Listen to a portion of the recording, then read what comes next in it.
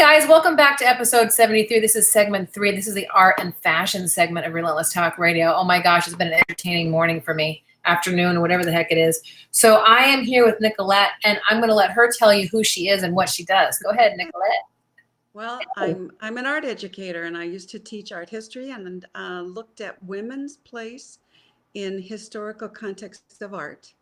And now, since we've been here 10 years, I get to be in my studio full time, which is great. So that's kind of me right there. And that's your work behind you, right? It is. I put it up because I thought if we're talking about art, you need to see some art. Right. So and usually my art's behind me, but I just moved studios, so I haven't. I'm in the process of transitioning out of studio, so I haven't got my art here yet. But we will eventually have my art. I hated to have you see a blank wall. So you've got an older piece and a new piece, and then some things I'm working on as well. So. And the older piece is the bigger piece or the round piece? It is. But typically my art all ties to a 70-year-old woman. I'm not quite 70, just about. And it's objects that you may recognize or you may not. And they're very, they kind of vibrate in my hand when I find these things. And an example of, I don't know if I could point to it. I've lost where it was. There's an object over here. I don't know if you can see that little round thing up there. Oh, is that a spin wheel? That was a. So you're much younger, I can tell. It's a Viewmaster, which is an old. No, yeah, I know exactly what that is. Okay. Well, maybe you're not so. Maybe not so young.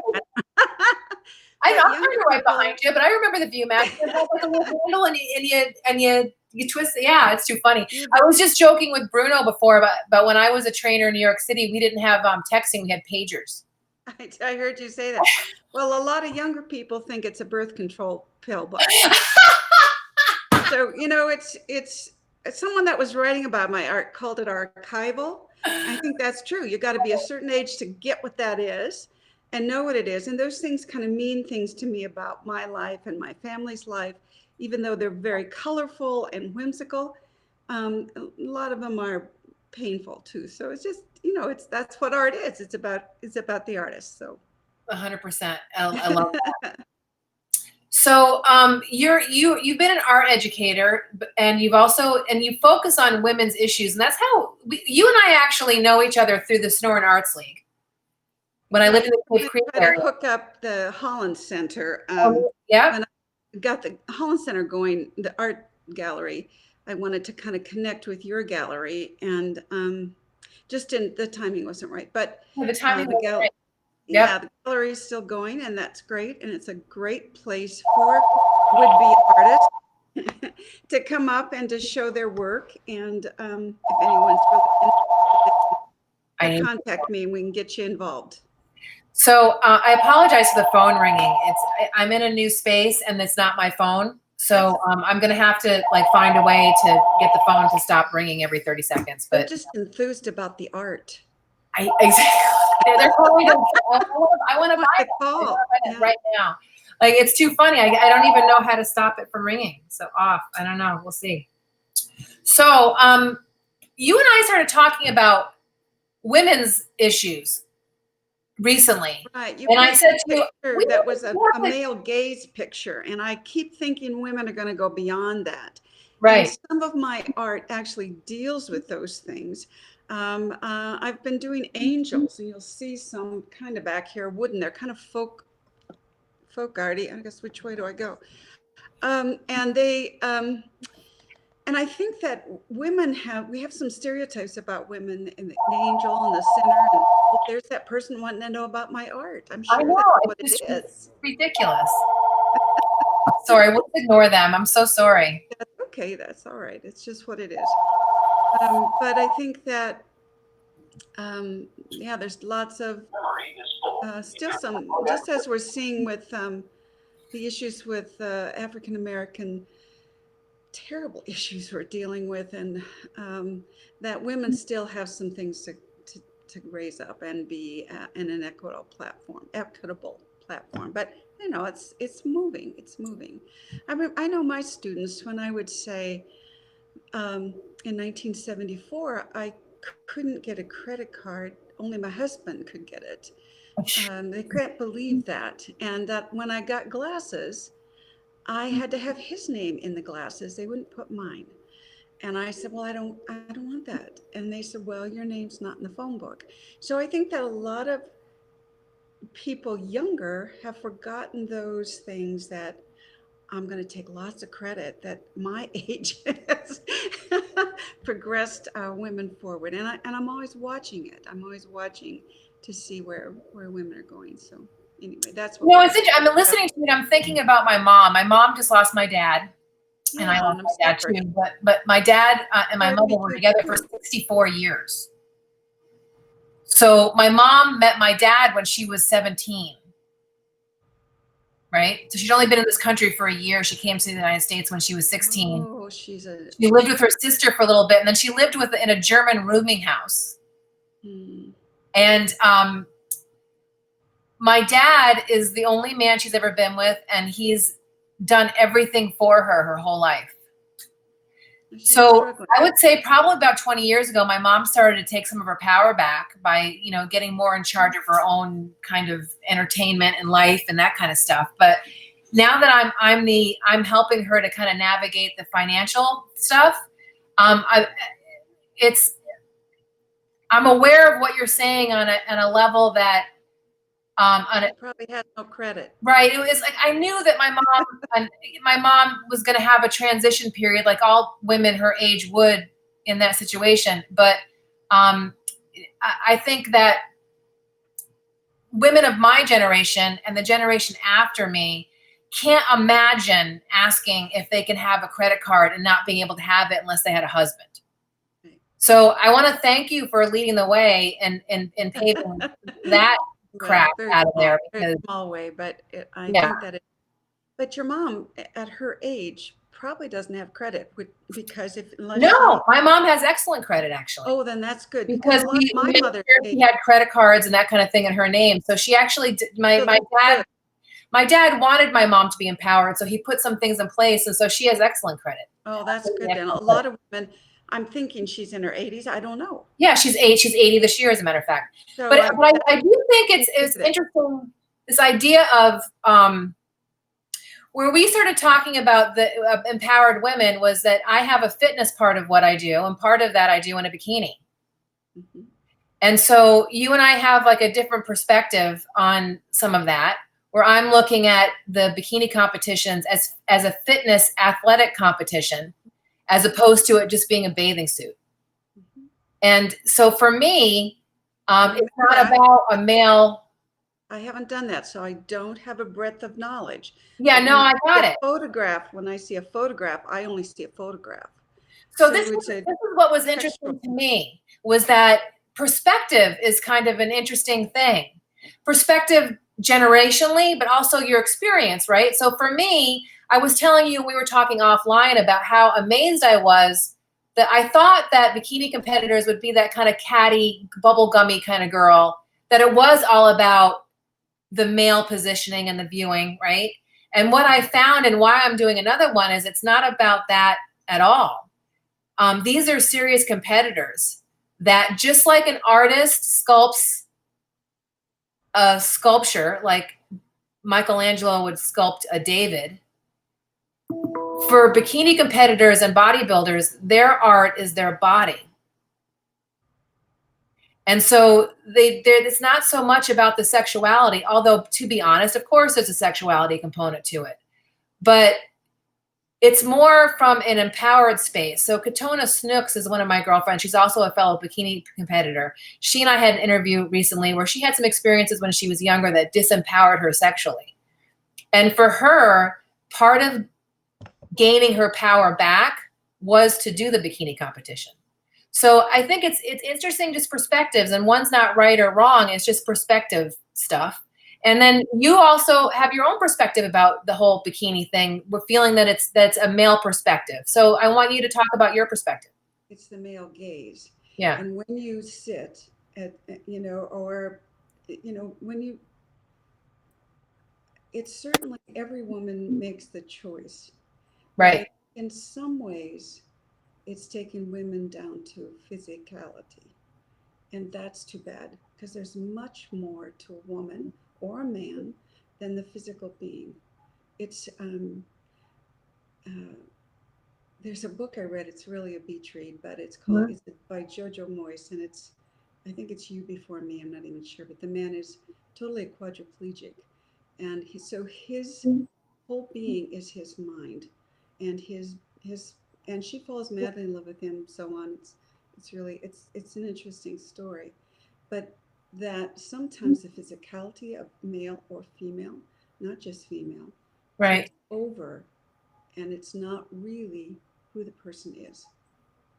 It And you isn't. know what? I agree. I agree with that too. Yeah, You know, I think we that there's definitely a balance between the. we're not all. It's all not Yep. physical. It's just not. But I worry about younger girls not being sensitive to that, maybe.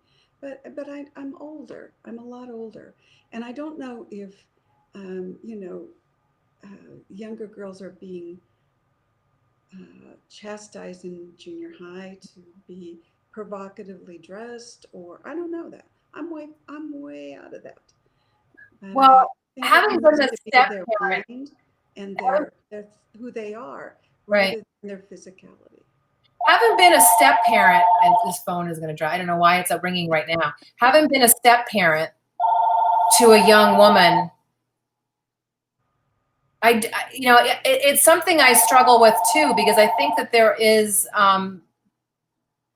it's a confusing thing for young women to be able to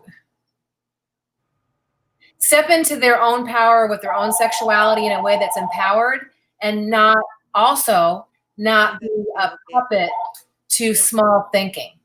And it's I, hard to there is get that. definitely something to talk about, because I believe that unless you approach, You know this. You know we agree. It's we not anything. 100% Yeah, agree. it's not anything. I don't think any woman would disagree with. I Yeah. don't. And certainly me not knowing that I have a cousin that's in the bodybuilding arena and competing. He's a male, Uh-huh. and but that isn't my. I don't know very much about it, so Right. it's someone talking out of school. But I do think we're more than our sexuality. And I also think that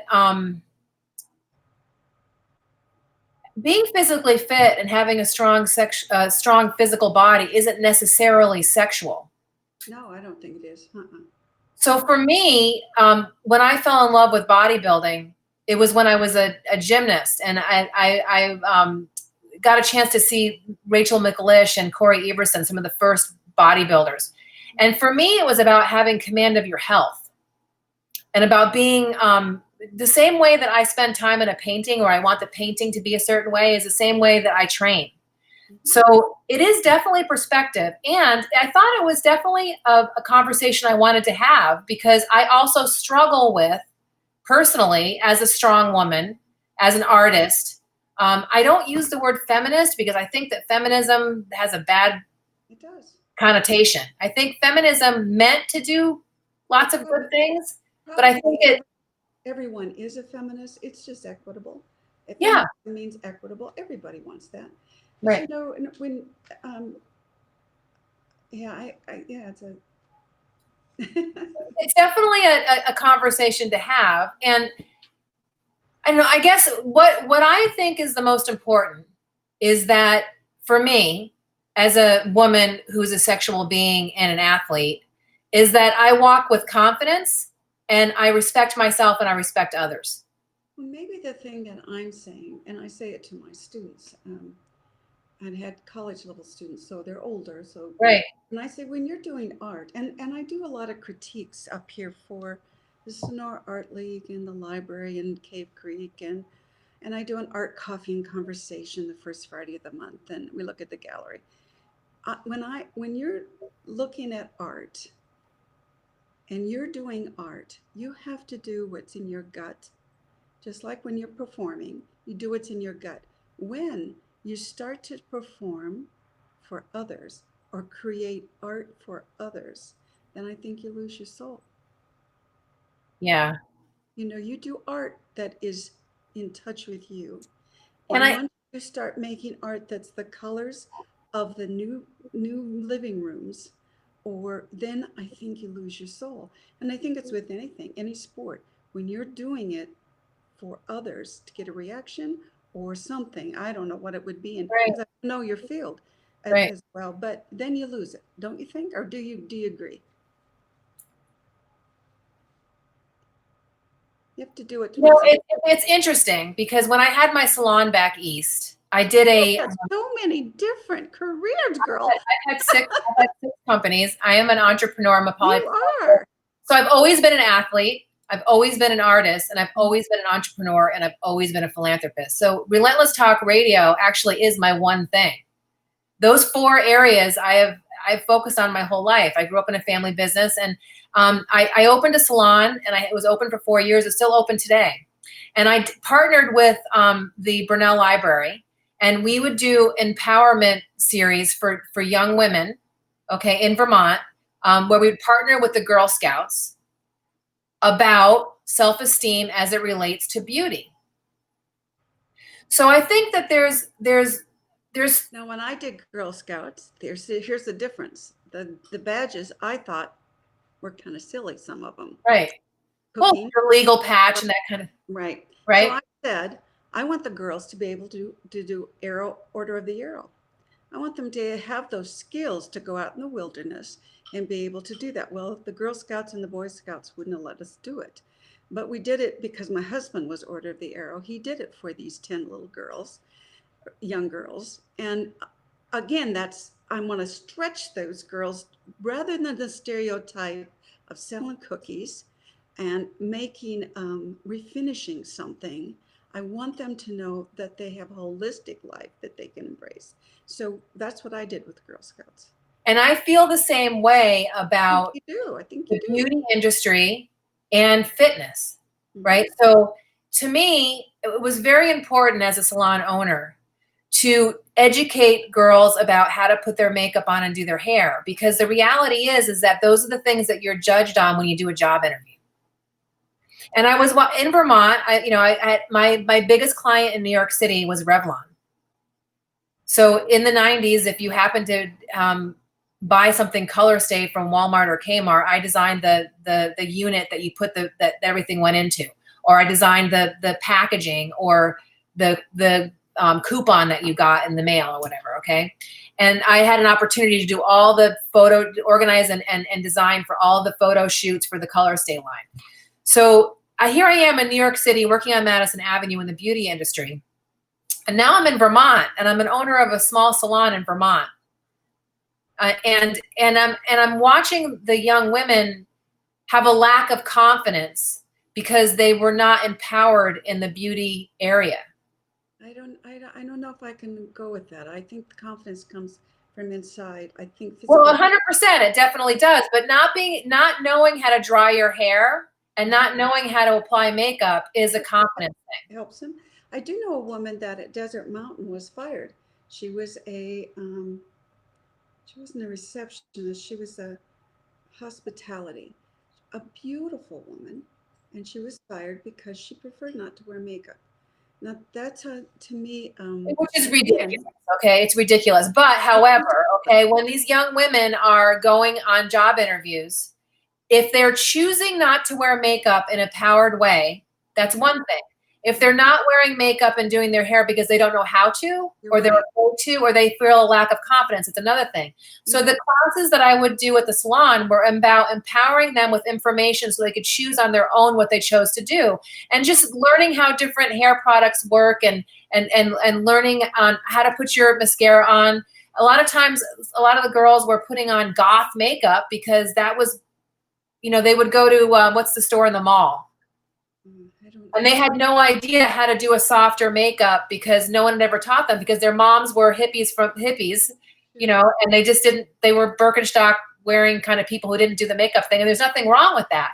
But I believe that, if you're empowered with information, whether it's about health and beauty or fitness or art or whatever, and then you make a decision to walk in the skin that you choose, that to me is empowerment.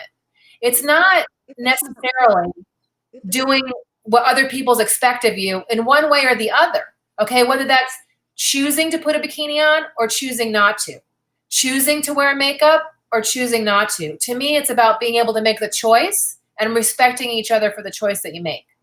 If the choice is based on personal thoughts rather than pleasing someone else, and we've talked about that. Yeah, and we are actually saying exactly the same thing. I think if you are walking confidently inside your own skin in an empowered way, having made your own choices, then to me, whether you're gay, straight, bisexual, trisexual, transgendered, I mean, I did a class for transgendered people too. And a huge part of learning how to be a woman as a transgendered woman was the hair and the makeup stuff. And that would be a perfect thing. Yeah. And young girls, that's the best birthday gift is going to a hair salon and having their nails or their hair done. That's a birthday gift for a fourth, fifth, and sixth grader. I don't know if they still do it, but I'm gonna tell you something too. One of the reasons why I do live video without any makeup on in my pajamas, looking like hell with dark circles down to here, with no makeup on, no lipstick. In fact, hadn't even showered. Is because I don't believe that we should be constantly walking around made up, looking perfect, because that is not realistic. We all need to be tired and in flannel robes sometimes. I have an ugly, awful, terrible, cost me $2 flannel robe, and I will wear that dang thing until I'm dead. It's awful. But it cost me $2.50, and I bought it when I had literally $5 to my name. It was half of what I had in my pocket. And I will never get rid of that robe. And every time I wear it, it reminds me to be humble. The reality is that as women, we have a right to make choices. And as long as we are making empowered ones, then we are empowered women. That's right. No matter what the choice is, red, white, blue, green, or purple, right? It's all about being empowered to make a choice, right? Yes, if they feel okay about themselves inside. Yep. And I think it's important to have these conversations. Yeah, I do too. Yeah, and I love that we've reconnected on. I love the power of social media because you and I had spoken a couple times, and you reached out to me, and we had it part of this conversation. I love that. So I wanted to talk about where people can see your art. Do you have any shows going on right now? I have a big exhibit coming up in November. We've worked on it 2 years, and I'm just not sure how. Right. I have a gallery, and right now that has my work in Sedona. And I have a gallery in Peoria that has my work right now. But this big exhibit in November, I'm kind of hesitant that it'll go, but it's at the Holland Gallery of Fine Art in the Foothills Community Foundation up here. We'll see. There are 3 of us putting it on, and I think. Who are the other 3? Mary Bruns, do you know her? She's photorealism. And yeah, I do actually. Yeah. Mary, and then Christine Sandifer. And then next year, not this year, my studio, I have 6 artists here for Hidden in the Hills. And I'm so 6 amazing women, and the best greeter in the world. Your husband? Is your husband a greeter? So it's 6 artists, and we do it every other year. So I have them that'll be here next year in November. So do you think they'll have Hidden in the Hills this year with COVID? I think they are. I haven't heard anything different. They just were talking, and I do want to put a plug in. To do art, this is a time when people are needing things to do, and art is very healing. And even if you think you can't draw a straight line, get a piece of paper out and just doodle. And I do. I mean, and this critique is easy and not threatening. And we do one the 4th Monday at the library in Cave Creek, and one the 2nd Monday for the Sonora Art League. And that one you do have to be a member of the league. But people bring their art, and we discuss it and give feedback. And that's the crucial thing for artists, is to get feedback. And typically in the research, women didn't meet. Women typically haven't met in groups and done that over historical times. The other thing that might be interesting, we're in a real upheaval. And when that happens in history, in art history, art becomes very focused and realistic. So this wooden bowl is is not what I'm talking about, but the art behind it would be art that it seems to draw in when we go through war or the depression or any of those things. So watch the art. It might be interesting for you to see what happens, what artists are doing. They reflect what's going on in the world, and that's kind of fun to see. Well, I'm super excited because I haven't had a dedicated studio space in about a year. I've had so I'm super excited to be able to start working again. I'll have a show next November. Well, you might think about doing Holland. I mean, you might. I might actually. I haven't chosen the location for sure yet. It's a 2,400 square foot space. Yeah, it's a great space. You jury it. It's juried, but you know. It's a great space. I'm not coordinating anymore. I did it 5 years. It was took a lot, and I'm letting some other people do it. You're giving the opportunity to be of service. You're passing the baton, so someone else. I am. I'm really glad. I'm tired. Nicolette, I really admire you. I really am grateful that we had this conversation. It's good to talk, and women don't typically do that as much as they should. And I have a lovely plumber here. I just came in, and we're thankful for him. I'll get my mask on. Over here, I need to get a drain, like a hair catcher, because my Italian hair, man, I tell you, I probably either should have like a speed dial for the plumber, or probably, I don't know, cut all my hair off or something. But well, so Nicolette, thank you so much for spending time today. Doing what you're doing, and anytime I can help, I'm here. So you let me know. I absolutely will, and I'm planning on doing some type of panel discussion on women artists. I'll definitely be in touch with you about that. Okay, sounds good. So thanks a lot, and have a really good rest of your day. Okay, and I'll see if I can shut this off. Well, we never did get to the Phoenix question with you. So hang on, before you go. Oh, I can't remember that one. Yeah, I asked you, what was a time when you had a bad experience where you rose from the ashes? The issue is aging, and it seriously is. Seriously, you're not valued very much, and I think the aging process has been a huge challenge. So there you go. That's it. You know what? I was been talking about. I'm glad we caught this before we totally signed off. My girlfriend Misty and I've been talking an awful lot about this, especially if you're the earlier conversation. If you rely too much on your good looks as a younger person, you're really going to miss out as an older person. Because, like for me, I've never led with my appearance card. What's more important to me is my mind and my heart. Anything that I have in my youth that people might perceive as good looking is just an accident of my parents making decisions to love each other. You know what I mean? But I do think that growing older, it's an interesting process for everybody.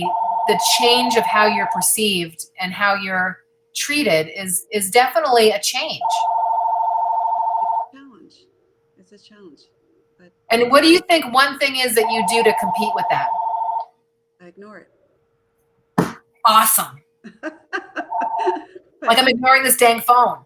I'm ignoring the dang phone. Oh, you'll figure it out. But yeah, I me very much. It was very nice, and I always enjoy what you do, and I'm always amazed at how fast you go. You are just doing so many things, girl. Well, wait till you see what happens. Once I settle into my new studio, I'm going to be going like a lot faster. I'll be doing a lot of trips this year on my motorcycle too, so that'll be fun. Great. Well, thanks a lot, Nicolette. Have a good rest of your day, and we'll talk to you again soon. Thanks for going over time. You went a little bit over, but I think it was important that we did. Okay. That's totally cool. All right, guys. See you later. Bye-bye.